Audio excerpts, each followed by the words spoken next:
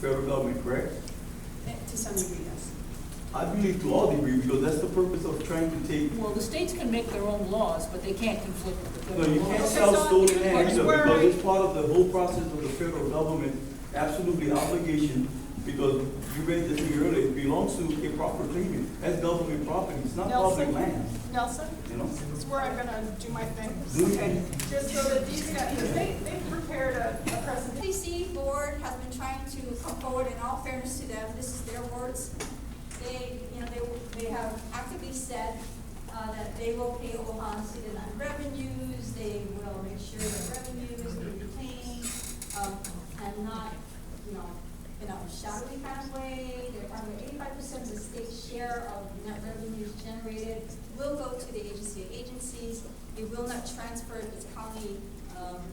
If it belongs to a DOE land, that it should stay with DOE. They have no intention of suddenly making it something else, like the agent job. But they were trying to address some of our concerns. I have to say we have conflicting information because we uncovered a memo from the Attorney General's office. This sounds reasonable.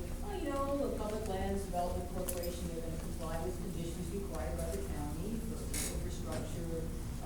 They're not gonna develop prime, ag lands.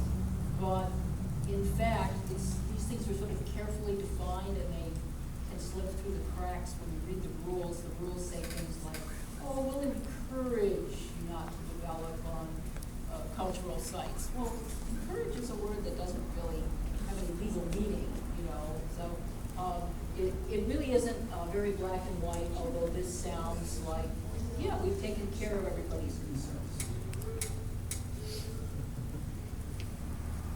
This is another example of what Lucian is talking about, when it sounds near reasonable, but in fact, as they say that we will work to coordinate with the county, we will work in conjunction with the county, we have a requirement for any proposed development to meet with the county and tell us how that meets. And yet, in the second line, B, it says, all of the conditions or restrictions suggested by the county pursuant to its review of the initial project. All of a sudden, the language buried deep in is that it's a suggestion. What happened to the requirement? What happened to county zoning? What happened to our general plan, our buffer zones, all of the regulations that the community and our public put in place? It's now considered suggestions.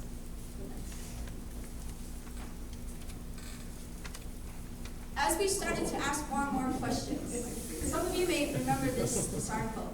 This is where our governor, our state leader, called us the usual suspects, and that our angst and our frustration and our concerns are pretty much hysterical, and we're trying to just drum up enough hysteria so that everyone backs off. And that, quite frankly, I'm here to say I've not been hysterical since I was 5, probably because I wanted something I couldn't have. So I was, quite honestly, pretty much offended by this, and I know many across our state were, because we really, in good faith, had questions. And if you see the depth of this authority, you ought to have questions too, and not be labeled, characterized, or lumped into this category.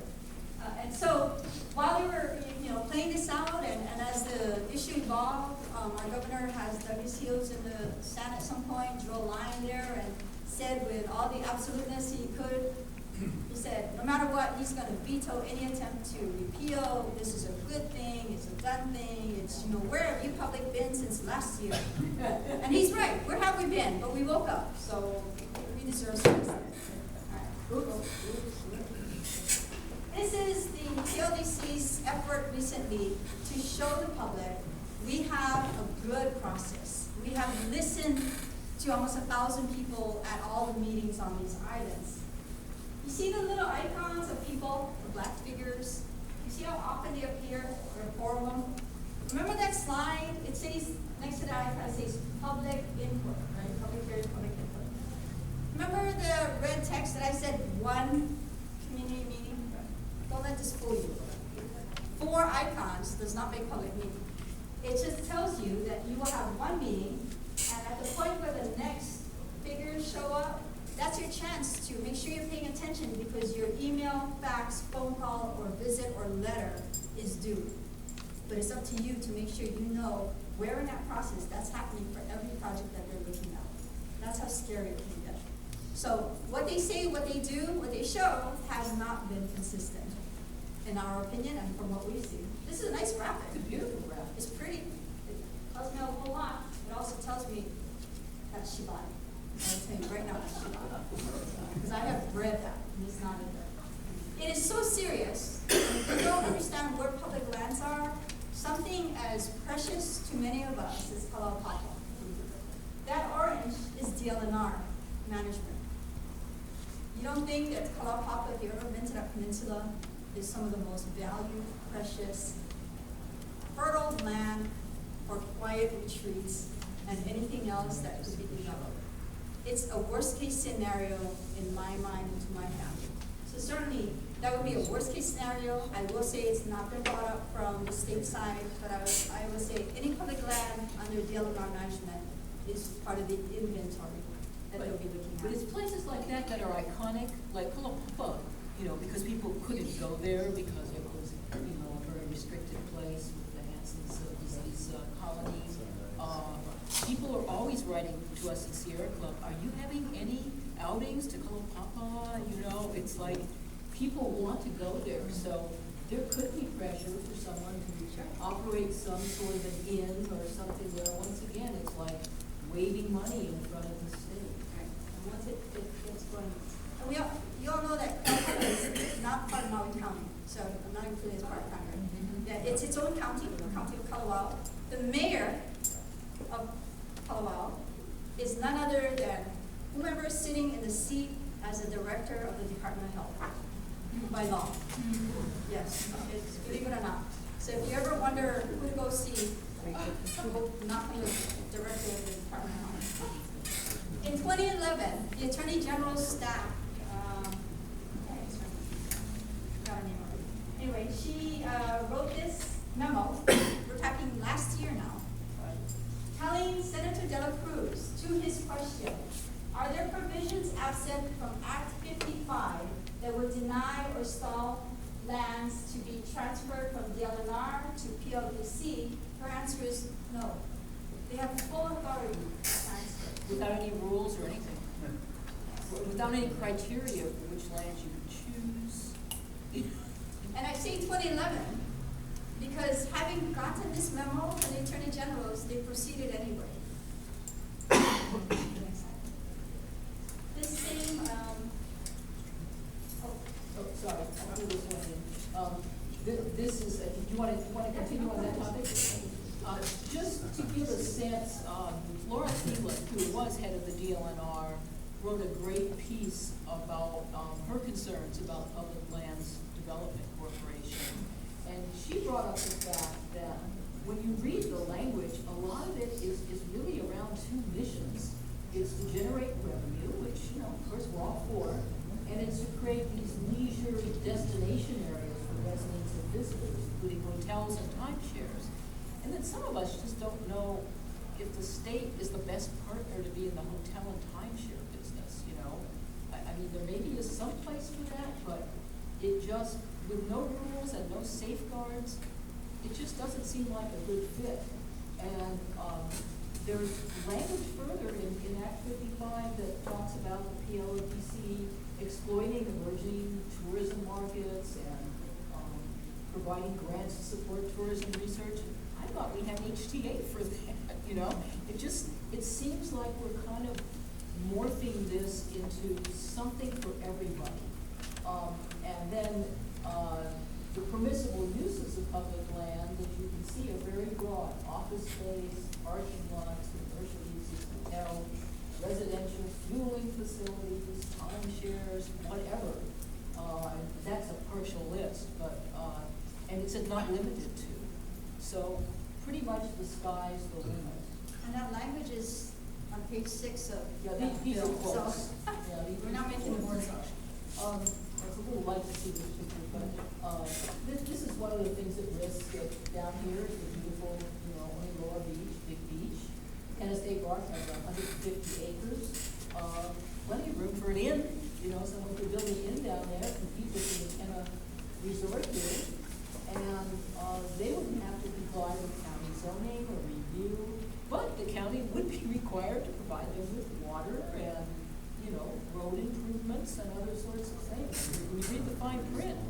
it's just, you know, once again, it doesn't seem like someone thought this through.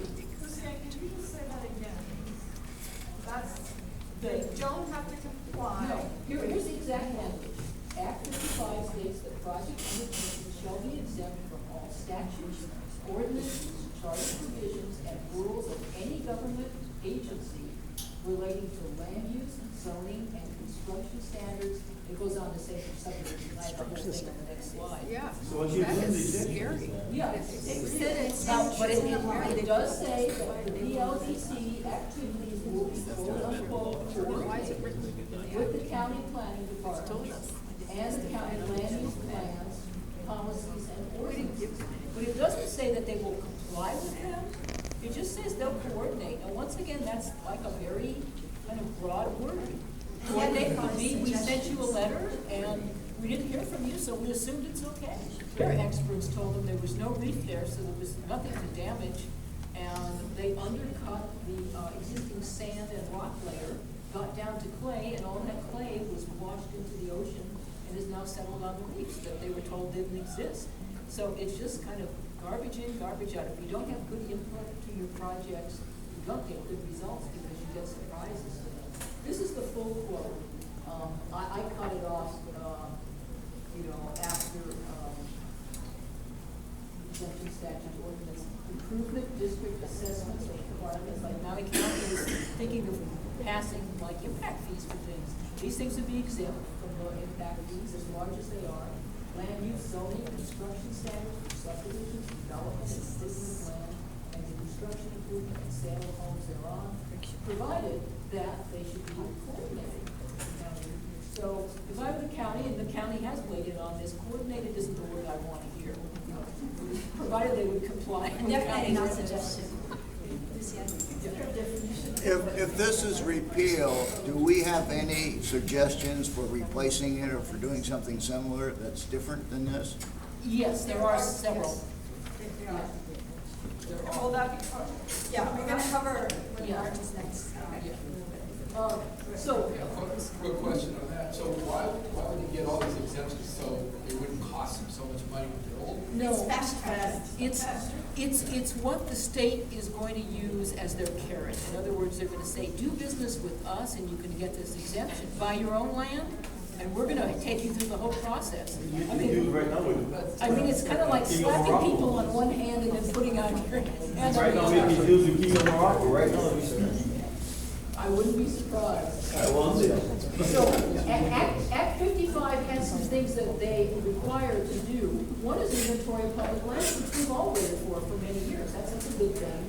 The protection of the culturally sensitive areas, when you read the fine print, once again, it says shall encourage. It doesn't really say we're going to really make a commitment to this. It says we're going to talk about it. And then feasible strategy for promotion and marketing of projects, market demands and trends, so basically the business end. And then strategies for federal and state legislative actions. What this says to me is maybe we need to change some laws to make it easier for these projects. So let's talk about that as things progress. And these are some more, these are direct language about how they coordinate, and they do need written consult of landowner or landowners if they're directly affected by the project. But when I read the fine print, what it said is that if you adjoined a project, like if you had land adjoining, for instance, a state forest, and they were planning, say, a timeshare in this forest, and they were going to have an entryway that required sewer improvements or something, and they had to cross your land, you'd have to make the improvements on your land, and you'd have to pay for them. And if you do not, then you cannot comply, there will be a lien on there. Yeah, they had all this language about how they were going to comply. Great leader, right? That was scary. And they actually use the word lien. I mean, we're not going to. Yeah. Mahina and I, we both these things were thick. They were like 2 things about this thick. And I was just more horror-stricken as I read each paragraph. I see Hugh has a copy over there. But just a few things, Maui projects, and interesting. Even UHMC, yeah. It's probably something I should keep my mouth shut on, but it's one of these potential things. Yeah. The chair of BLNR is one of the people that sits on the PLDC. Yes. Prior to William Isla being on the board, on the PLDC board, he had asked his deputy director, Guy, yes. Kulukukui, I Yeah. forget his first name, Guy. Kulukukui, was the person who was sitting on the PLDC board. And then about 4 months ago, he left DLNR and is now working for the company Biological Capital, Yeah, which is the company that's Bought in Hana escrow for Hana Ranch. Yeah, right. So you start to see these things kind of coming, you start to see these potential collaborations, I guess is the best way to put it. And it may not be at all, it may be my own